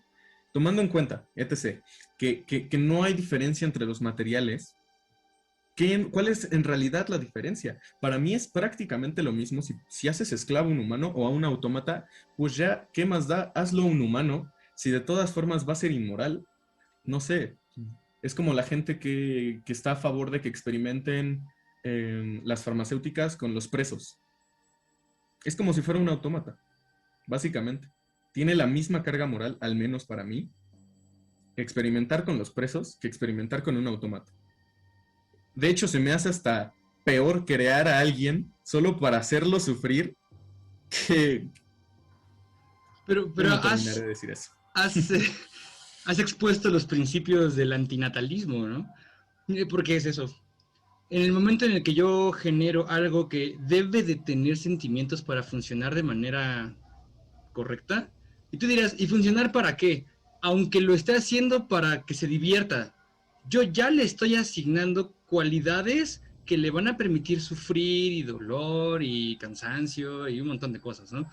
Entonces, ¿es inmoral entonces tener hijos? ¿Es algo que debería de ser considerado como algo inmoral?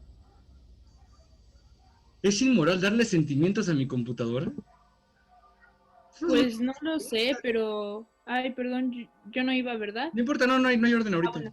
Ok, bueno, pues yo pienso, o sea, por ejemplo, en el caso de cosas biológicas, como en el caso de tener un hijo, ahí es un poco complicado porque, o sea, sí tenemos la decisión de tener un hijo, ¿no? Pero, por ejemplo, si nos remontamos a otras cosas como, no sé, los animales, pues los animales también pueden sentir, ¿no? Y sufrir, ¿no? O sea, tienen, bueno, algunos, no todos. Bueno, espere. Bueno, no lo sé, pero hay seres, aparte del humano, que tienen, pues, sistema nervioso, ¿no? Y, pues, cerebro. Entonces, pues, sí tienen la capacidad de sufrir. Y, sin embargo, hay un diseño, el cual es, pues, el código genético, ¿no? Y hay muchos que dicen, no, pues, es que, pues, en realidad, no sé, por ejemplo, poder sentir dolor o miedo o tristeza y eso, pues también son partes necesarias para poder sobrevivir, ¿no? Y para que el código genético se siga duplicando. Entonces, pues no lo sé, o sea, ahí tiene mucho que ver eso, ¿no? O sea, sí, o sea, en muchas partes de mi vida he sentido dolor y yo, Sharon, he sufrido, pero en parte, pues esas cosas de sufrimiento, pues también hay esos momentos de mi vida también los valoro, ¿no? Porque pues también son parte de vivir. Sin embargo, pues cuando por ejemplo, ya lo que dice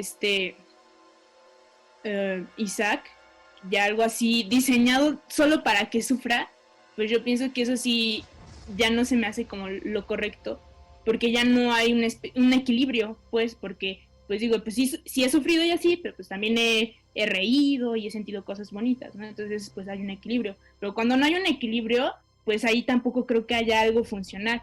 Y pues el que suframos biológicamente, pues tiene un fin funcional biológico, que es de que el ADN se siga multiplicando y sobrevivamos.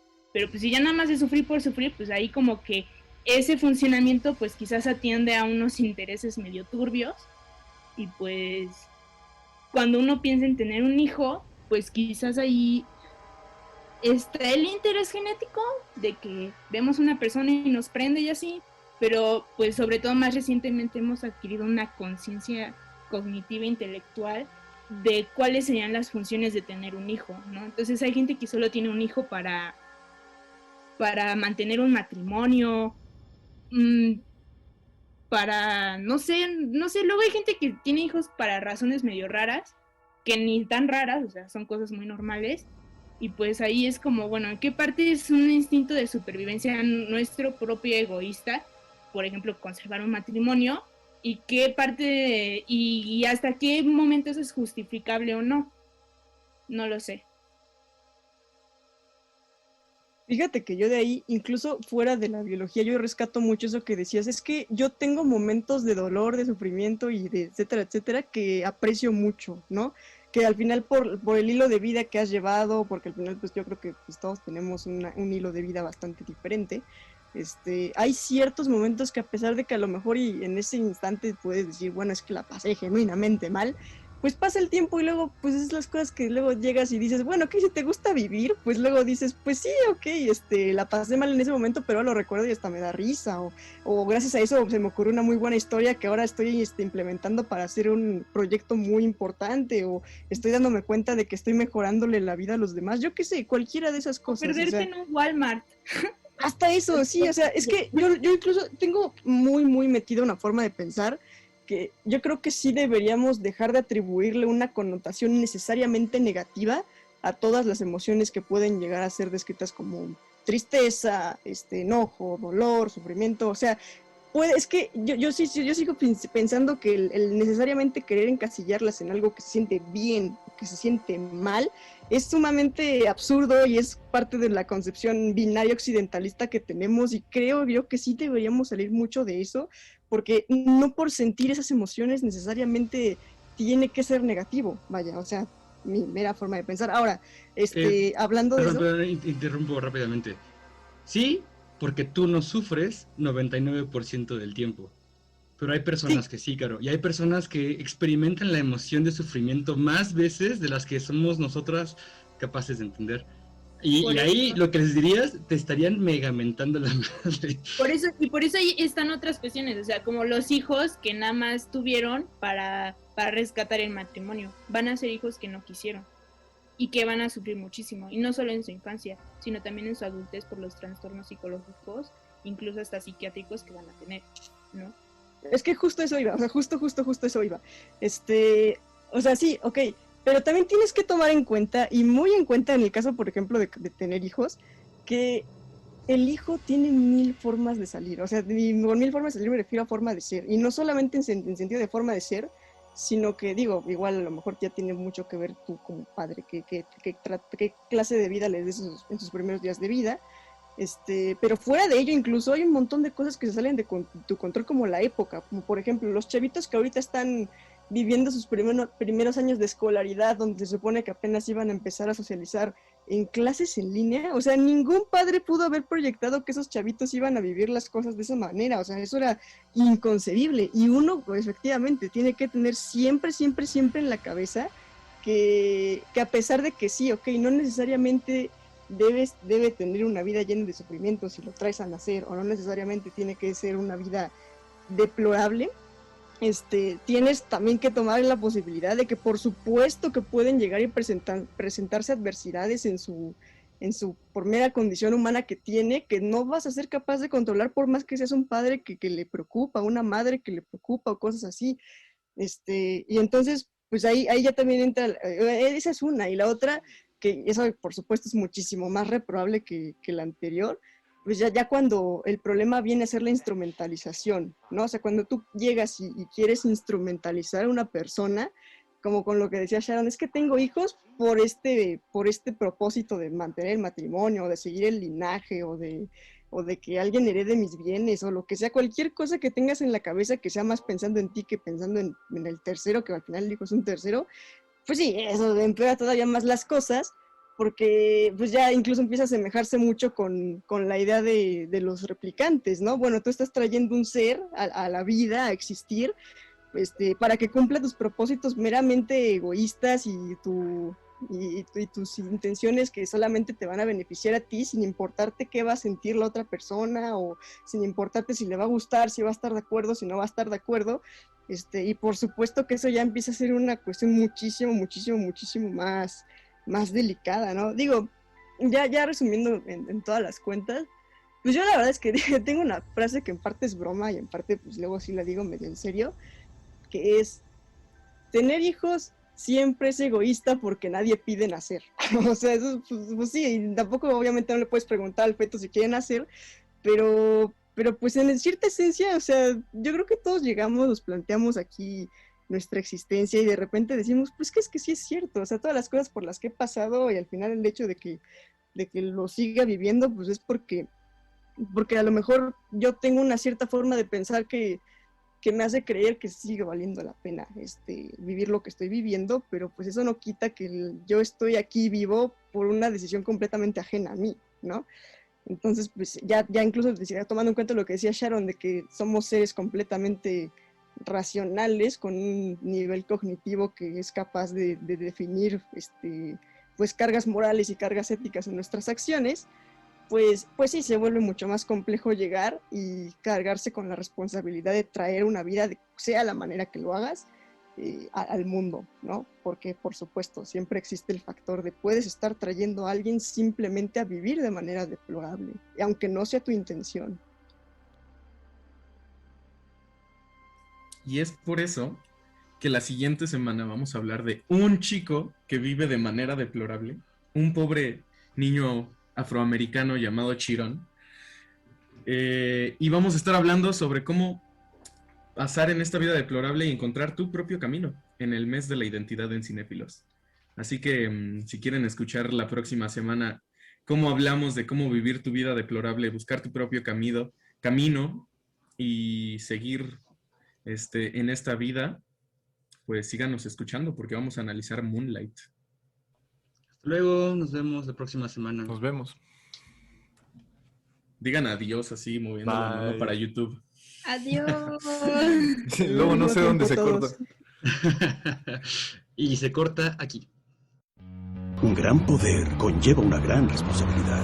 It's mercy, compassion, and forgiveness I lack, not rationality. Things you own end up owning you. No volteo al pasado, nene, me distrae del ahora. Moments will be lost in time like tears in rain. ¿Sabes qué decía mi abuela? Si quieres hacer reír a Dios, cuéntale tus planes. Hasta la vista, baby.